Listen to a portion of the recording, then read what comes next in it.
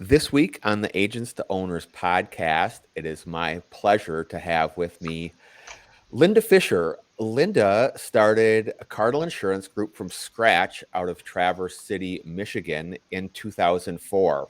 She describes herself as a passionate CEO, travel fanatic, and Mhm. volunteer extraordinaire. Linda holds, I believe it's 6 designations, which is more letters behind her name than I can count, and she's been honored with numerous industry awards, including the 2022 IAOA Collaboration Award. Welcome to the show, Linda Fisher. Thanks, Brad. Thanks so much for having me. Yeah, I'm excited to have you on and chop it up a little bit. Speaking of IOA, that is where you and I met. And Right, it's funny that you had the collaboration award because that's exactly what we were doing at breakfast on right, Saturday morning. And right, that really is the beauty of those events to me, is to get together and learn from each other. right. I started that event. That was at breakfast Saturday morning. So whatever that was, 8 in the morning. Sure. And I ended the day at about 1 in the morning. And I don't remember that conversation, but that was so well as our breakfast meeting. But Right. that was a Oh, great experience as well. yeah. So, Nice. um, why don't you tell me how you got started in the insurance industry and lead us up till now? Sure. Well, I simple solution was is to pay for college. I had to find a way to pay for college when I got out of high school. So I had gotten a small scholarship, but it was pretty small compared to what I needed for education expenses. And I answered an ad to answer phones at an insurance agency. So fresh out of high school. So within probably, I think within 6 or 7 months, the owner of that agency said, I really think that maybe we should make you a CSR. And so we Mhm. did that. I moved into a CSR position, and then really quick, I started selling. And it Mm. just seemed to kind of be a natural. And that was back in the days when I would go home, grab something to eat, come back to the office, and from usually 5 to 7, I Mm. would make phone calls of people when they were eating dinner at the table, right? And Yeah. ask for permission to quote their insurance. So that's kind of how I started. And sales just seemed to be a real natural for me. I really enjoyed doing that.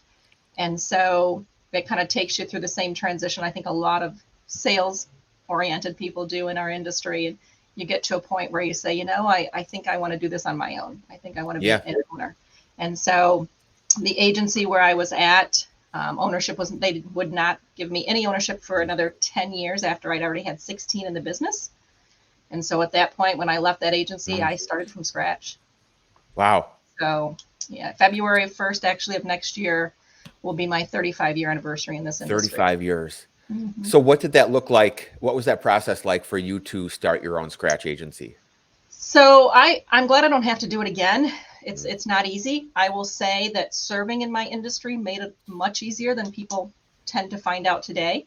I served on the Michigan Young Agents. I chaired the Young Agents in 2000 and served that board for 6 or 7 years. Served on the executive board for the state of Michigan insurance industry. So I knew the players, right? I could reach out to a company, and I knew the marketing reps, and I knew the VPs of the companies, and to try to get appointments. And Yeah. so I was able to get a couple appointments on my own. I didn't get the key one that I wanted. That took me another 8 months to get.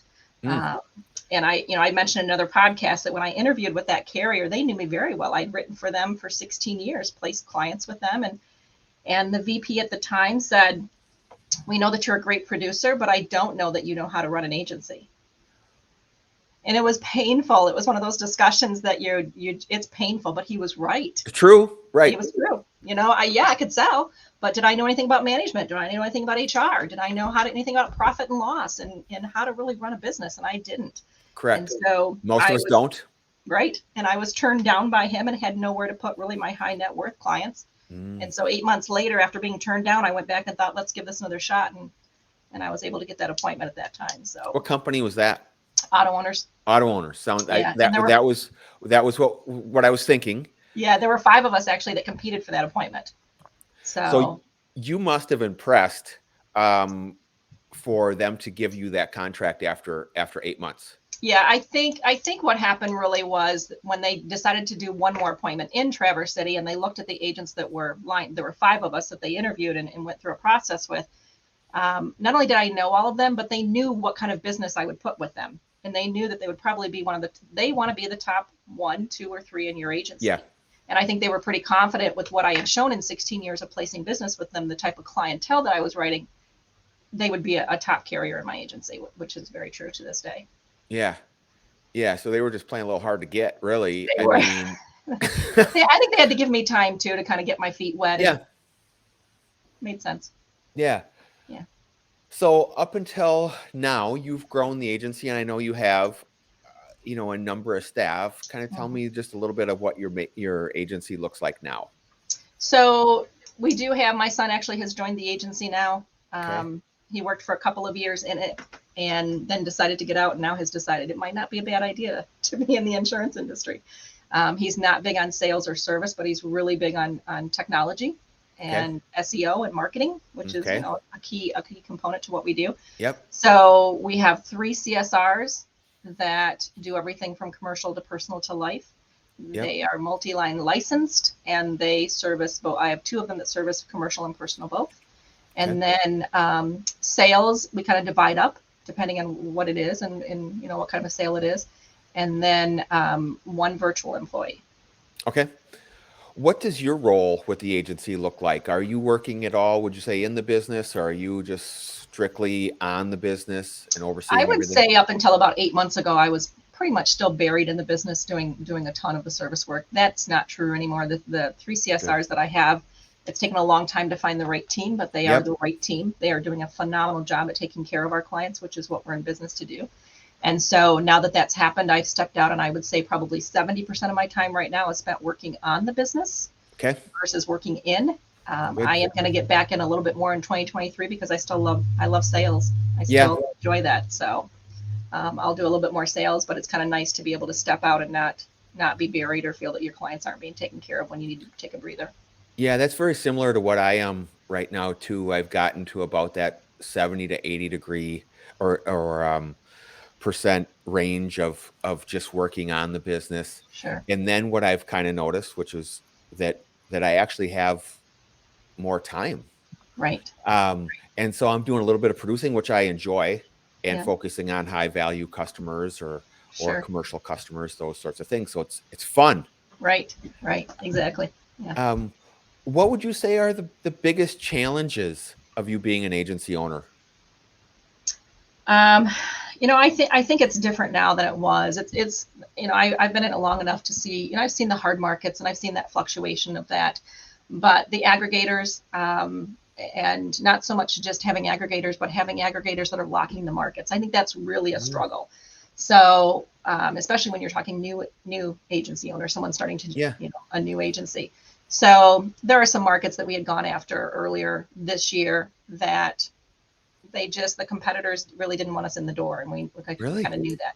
Yeah, we kind of knew that going in. And so what do? You pivot, right? You find a carrier that says, yeah, we definitely want to take a chance on you and we want to give you an appointment. So I think that was one of the difficult things, that when agency owners are coming to me for help, it's market access. They're having a difficult time getting market access. So I would say that's one. And I would say another one too is a very difficult thing when you think of historically salespeople. We aren't really good leaders, and we're not really good managers per se, right? It's not really built into the core of being a salesperson. Salesperson is kind of run, go, get, chase, get what you need to do. It's not so much that even keel that you need to be. So I think one of the big things too is learning to be a leader versus learning to be a manager. Yeah. Management wasn't good for me. I don't like the whole hierarchy of I'm the boss and I don't like that. I've never liked that. And so to be more of a leader and to be more of a servant to your staff, to say, what can I do to help you? I think that's a very difficult transition for people if they were in a situation where they were an employee, that they were managed, right? To step out of that and say, okay, now I'm not going to manage the way I was managed. I'm going to do it a different way. Yeah. Yeah. And you see that your staff appreciate that too, is what you're coming from. But to your point of, you learn to be a leader on the job, right? You might have some of those traits, but you still have to. Those are skills that you still have to develop, right? And work at it. I've done a ton of reading. I've focused the last 2 years and done a ton of reading about leadership. Yeah, and part of this, and I've heard a lot of other people speak about it, that our team members, they're not wired like we are. They don't look at it the same way, and they shouldn't. They're not the owner of the business. Right. But we can't come at it from that direction of Mhm. why can't you do it? You just do whatever it takes to get it done. Right. They don't have that mindset. So Right. you have to communicate it so they can understand it and why this is important and share what your vision is and try to be Mhm. as transparent. That took me a long time to figure out. Right. A long Well, time. they're never, they're never going to be as passionate about it as we are. Yeah. It's not there. And, one of the greatest things that, I figured out a couple of years ago, about 3, 4 years ago, is you're hiring these people to chase your dream for you. Correct. Right. And so if you don't stop and figure out what their dream is and help them achieve their own, then you're really not taking care of everyone that you should be taking Yeah. care of. Right. So it's been really important for me to dig a little deeper this year, even more so with my staff, because I have a staff that's been with me for a little while, to dig even deeper to find out more things about what is it that you want? What's your big dream? Where do Yeah. you want to go? What do you want to do? What can I do to help you achieve those? Yeah. Yeah. I love that. What are a couple of the mistakes that you've made along the way in your 18 years of ownership? So I think a lot of them have to do with that whole topic that we just talked about. I would say emotional hiring. Meeting somebody and kind of whether you just feel that you might connect with them or whether you might feel bad for their situation that they were in. So maybe not doing the due diligence on that and just going with a gut feeling.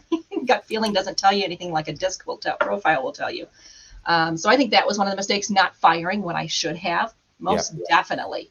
You look back and say, yeah, there were a few people that hung on much longer because I didn't want to fire them because I knew the minute I did, I'd be sitting in their seat until I found somebody else. Yeah. So I would say that was a key one as well. Yeah. Back to your point of being a sales-driven person. None of us have experience, or most do not have experience as an HR person. Right. Right. And there's a lot more resources out now, Mhm. I think, that are more accessible.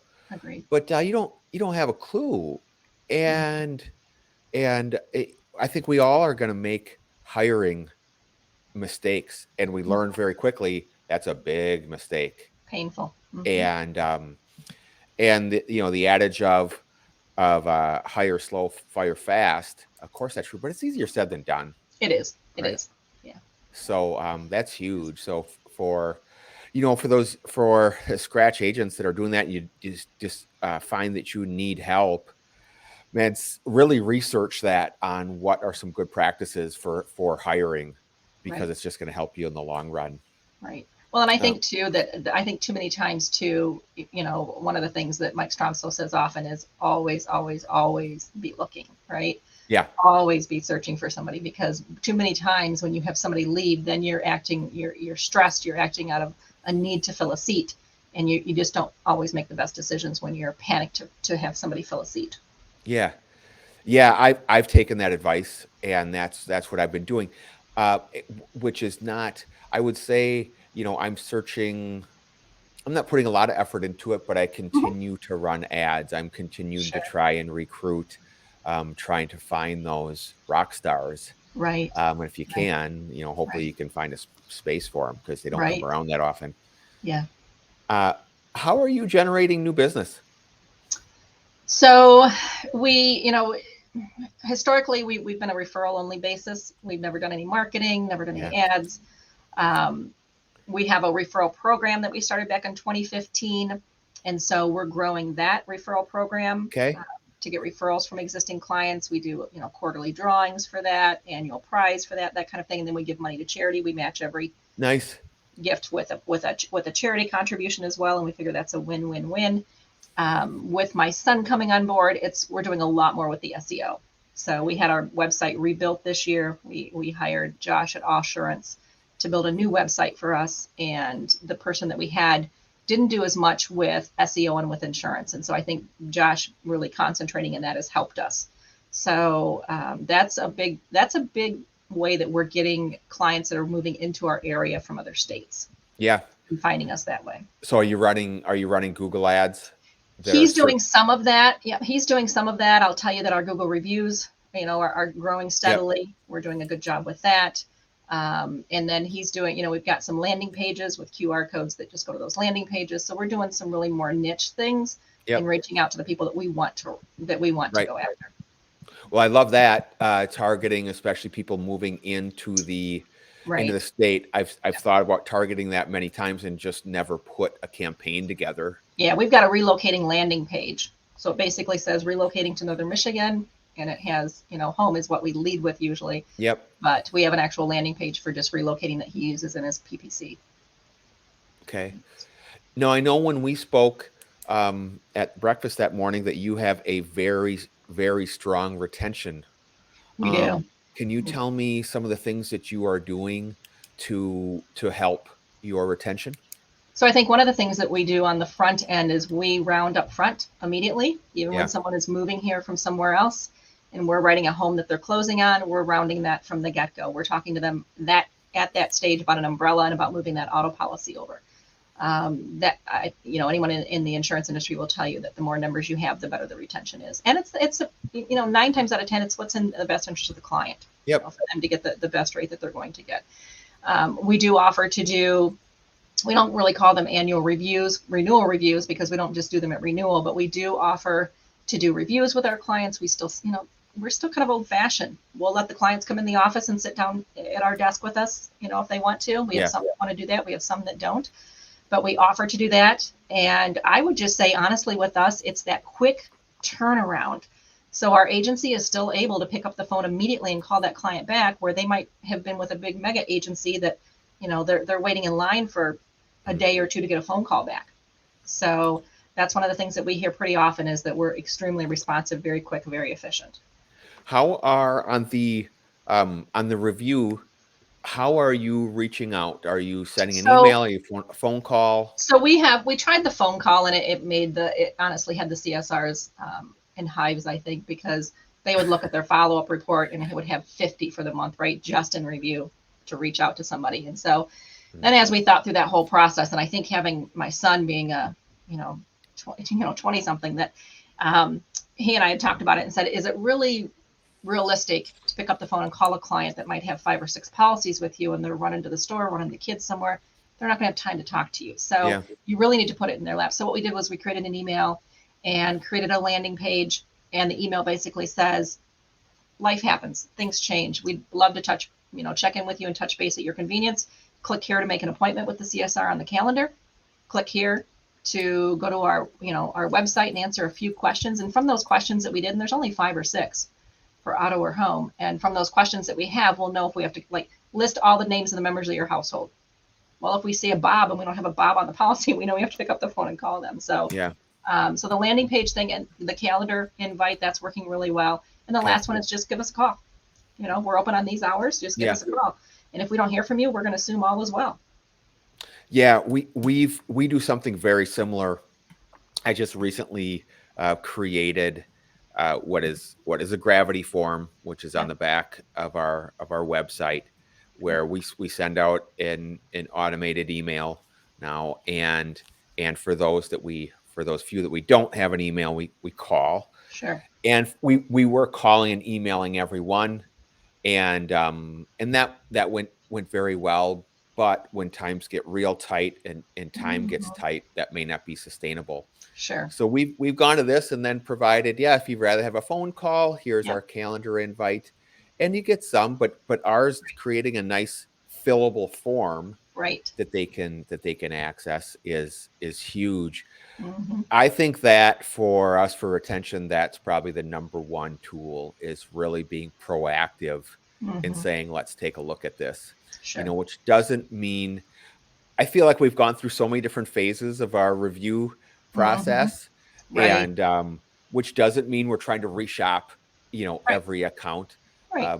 We were doing a lot of that, and then figuring out, well, we're only reaching 50% of these, and so that means we're wasting time on 50% that don't want to talk to us. So we learned too to have on our form too. If they do call in and want to go through a complete review, we also have blockers on there. So if we're looking at reshopping your policy, do you have a ticket we don't know about?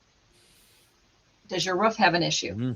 So we Yeah. have those blockers right up front. Let's have this conversation right up front, because here's what's going to happen. If we move you to another carrier, they're going to come do a home inspection. They're going to run your driving record.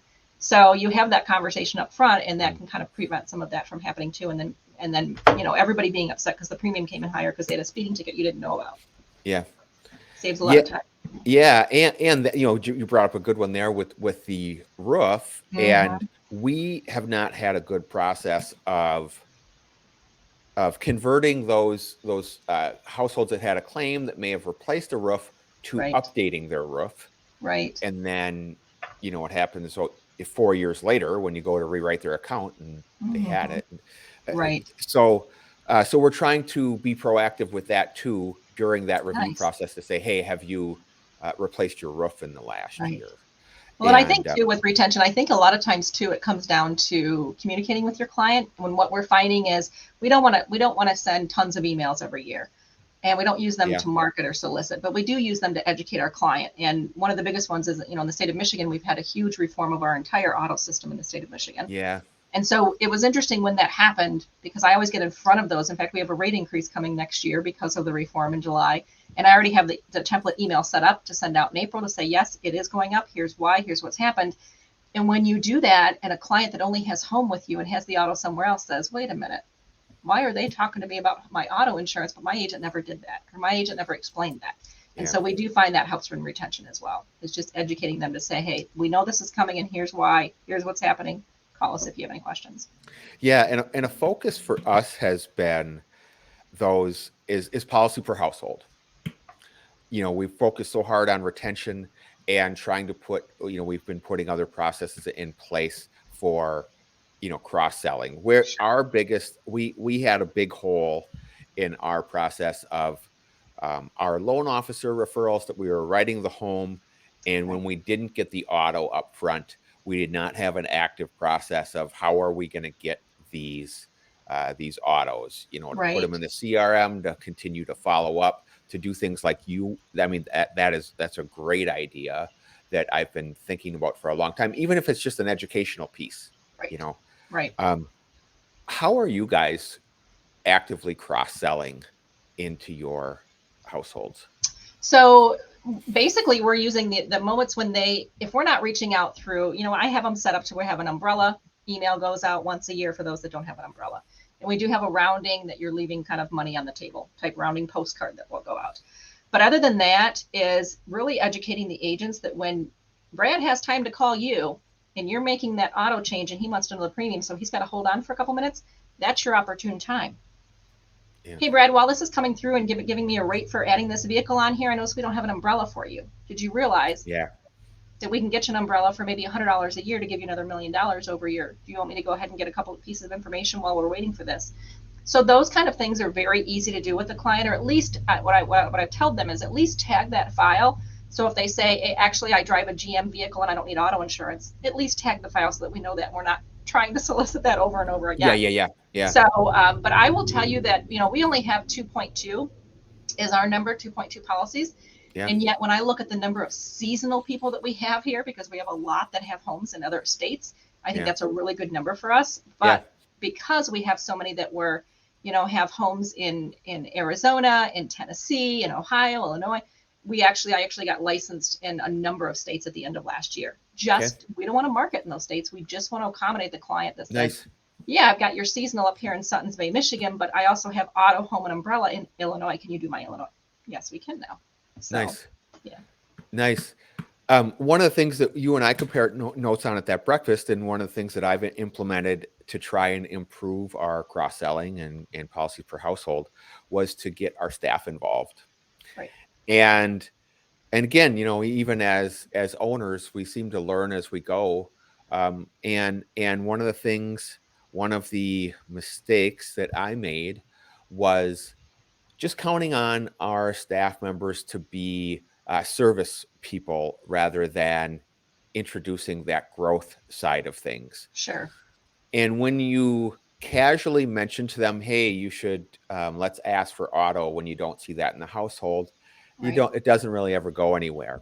Right. So I decided to start keeping score and ask for cross-sell attempts. I'm not asking you to be the best salesman of the year, Right. but I need you to ask in this quarter 15 times for when you're talking to customers, oh, hey, I noticed that we don't have your auto insurance, or hey, I noticed that you currently have 100, 300 on your auto policy. Our agency standard is 250, 500, Right. etc.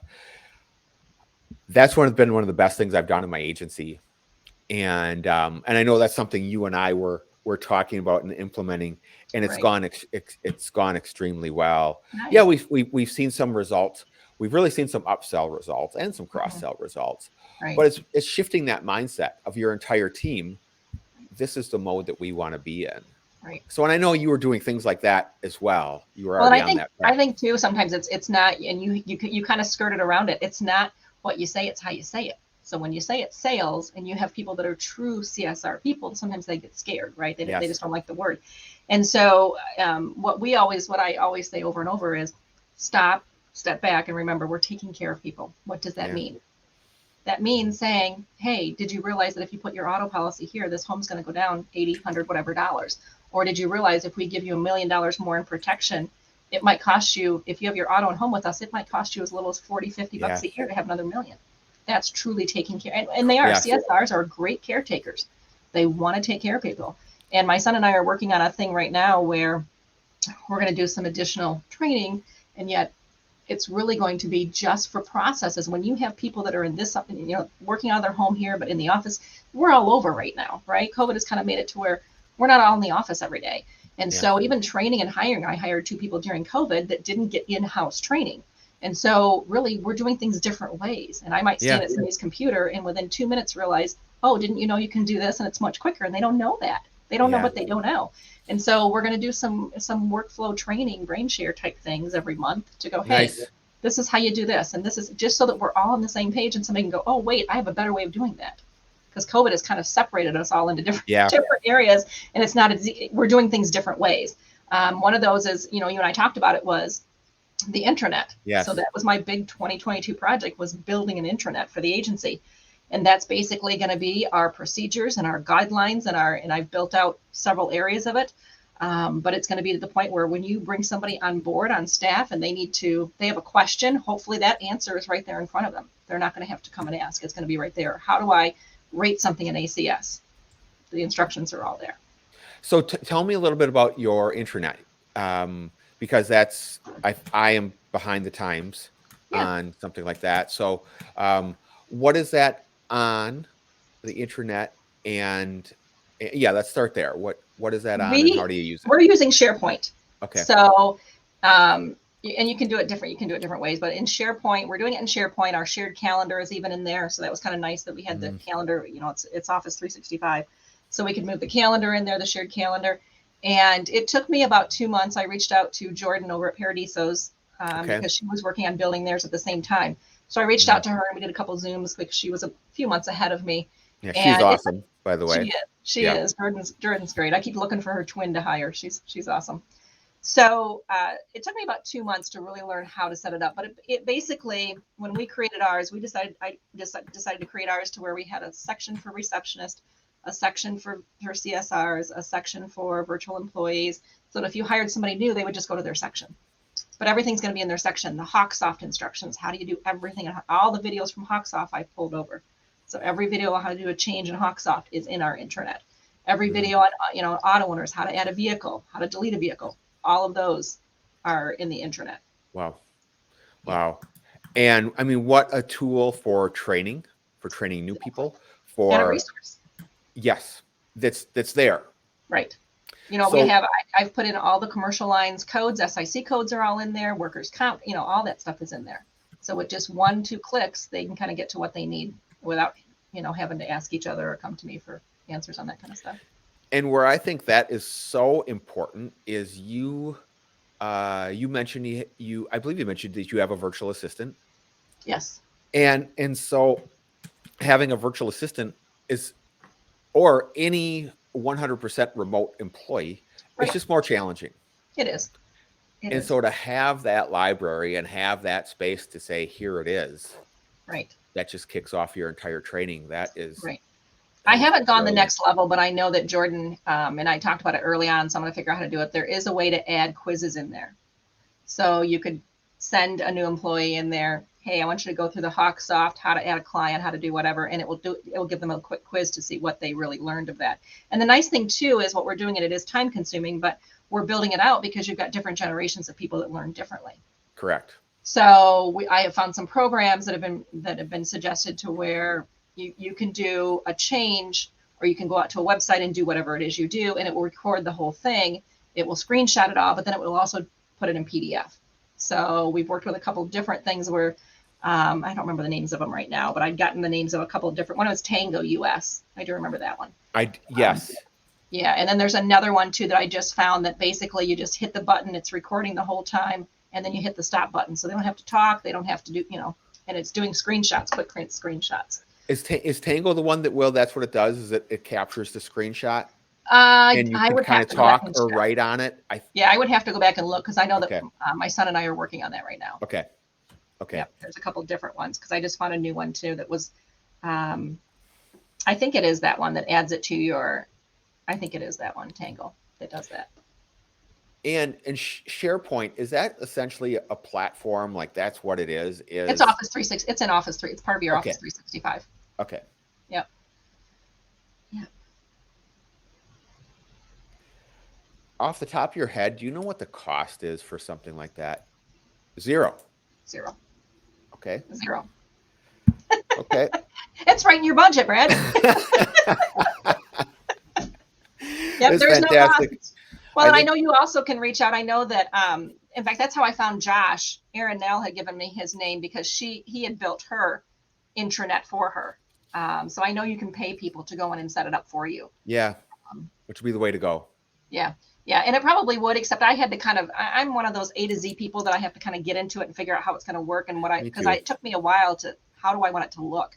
And I looked at Paradisos and it took a few ideas from there, but it just wasn't exactly what we were looking for. And so I wanted it to be a little bit more centered on job descriptions. Right. So that if you're a CSR, you just go into the CSR section and everything you need should be in there. If you're a virtual employee, everything you're going to be working on, a virtual employee doesn't need to know how to, collect money on a policy or, any of that stuff, or how to send birthday card, any of that stuff. So I love it. Yeah. What advice might you have for a scratch agency that's just getting started? So we talked about this early on. One of the talks that I did in 2016 for IOA was quality. And, at the time it was a little bit controversial because I didn't want to be seen as an elitist, but I had been doing this long enough to know that about 2 years before I opened my agency, first of all, from the time I was 21 on, I started at 17, but from the time I was 21 on, I was 100% commission producer, 100% at the age of 21. So it mattered, right? What I was getting paid for renewal, and it mattered when stuff fell off the books. And so I started looking at how much I was writing in new business, which was a really big amount at the time, but I wasn't getting paid that much more. And I really started digging into my book of business. Yeah. And then I went further and I did this thing on a PowerPoint and said, here's my book of business and the premium, and here's the number of clients and stuff. And then I kind of started researching, and I went back and I manually looked and tracked where all those people went. Where did they come from? And I said, the kind of clients that I writing anybody and everybody was not serving me. It just wasn't. Yeah.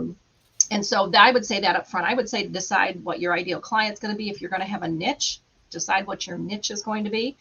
Make it something that you're passionate about, that you enjoy doing. If you decide that you're going to do a niche of classic cars because everybody's doing classic cars, but you know nothing about them, you don't care to know anything about them, that doesn't make sense. No. Find where your passion is and what you're really going to enjoy. And because it will show through, right? People will see genuine, you need to be genuine. So I would say that is a big thing, is to figure out what your ideal client is, your niche, if you're going to have one. I would also say too, when you can afford to do this, don't try to be all things, even if you can do it. Because I can be a CSR really well, or I can be sales really well. And when you open, you're doing everything from wallpapering to fixing the printer. You're doing it all. Yeah. But you'll get to a certain stage where you say, there's a book called The One Thing. What is the one thing that I do really well that serves this agency and is best in not only the client's perspective, but also my employee's perspective? And when you find out what that one thing is, you need to hire the rest out. Yeah. You just do. You need to say, because I, for the longest time, was doing all of the payroll, all of the accounting, all the taxes, and that is not my jam by any means. It was frustrating. I mean, I cried in algebra in high school. So it was my brother used to help me do my homework because I hated it. So it really was such a relief for me when I found out how much a month it was going to cost me. I'm like, why didn't I do this years ago? Yeah. Well, because I'm a control freak, turbo A that has to do it all, be in charge of it all. And you learn to kind of let go of that stuff and say, you know what, we're going to pay them because they do that best. I don't have to worry about it. So I would say that's another thing too. And then I would say too many agency owners that I talk to and try to mentor and help kind of are all over the place. I think you need to have a set of annual goals. You need to break that down into quarterly goals. You need to break that down into monthly goals, weekly. I have sheets that I use that I originally got from Stromso, and they're all over the place, that basically say, it's called Peak Performance Action, but I'd use this every month. And I have a July and August. I have one for my son in marketing, what he's doing. I've got one that I do with a mentoring group that I'm in, that I help mentor some people. But I am constantly looking at my goals. Yeah. And what happens when you're constantly looking at them? You're constantly working at them. I would say time blocking has been huge for me, because I'm one of those that is guilty of letting email control me. And that's a big problem, because if I see it, I'm so OCD. And if I see that email over on the left-hand side come up, I'm like, what's going on over there? Let me look at that. And then I look at it and go, okay, it's not important. I go back. Well, I have to go back and handle it again, right? So it's a waste of time. So I started time blocking so that I have 2 hours a week on Tuesdays and Thursdays that I do sales specific. And then there's two days a week, Mondays and Wednesdays, that I'm just concentrating on the agency. So I'm working just on, like goals and marketing stuff and things like that. So I think time blocking has been huge. Massive. And it doesn't, I've been trying to be a lot more disciplined with time blocking, and it doesn't always work out. No, as you have planned. But if it's you don't reminder. have that plan in place, you're not going to do it. And it was great advice too about constantly having your goals in your face. I have something, I was trying to find an app or something that I could use that was a to-do list and goals, and I just couldn't find one, and I just ended up making a spreadsheet. Yeah. But I have that up on, every day. It's up with my other, necessary websites. It's a to-do list, and I have what needs to be done today, what needs to be done this week, and what I want to get done this month. Right. Yeah. And I'll move over, and I feel like that to-do list today is always blinking at me. So I always have something to do. Right. And I think it keeps me focused. Right. And I think it also gives you a sense of accomplishment, right? On those days, like we talked about that this morning, when you have that day and you go in and you look and you go, but wait a minute, look at all that I've accomplished. Look at all that I've been working on and getting done. Yeah, 100%. And I'll go in on my little to-do list, and when I don't cross something off, I make it a different color so I can see, and it's color coded. I'm like, well, I got 9 out of 11 things done today. I guess I was productive. I don't know what, it didn't seem like I did anything, but I got some things done. Right. So proactive versus reactive is always going to win. It just is. It just is. When you have so many different areas that you're managing in an agency and taking care of and you've got to be proactive, and you've got to be very detailed about that kind of stuff. Or the time will just get away from you. Yeah. Great advice. Yep. Linda, I'm going to go ahead and wrap this thing up. It's about our time. Enjoyed our chat. And thank you so much for being with me. I greatly appreciate it. For everyone else, thank you so much for listening to another episode of the Agents to Owners podcast. And we'll see you next time. All right. Thanks. Bye, Linda.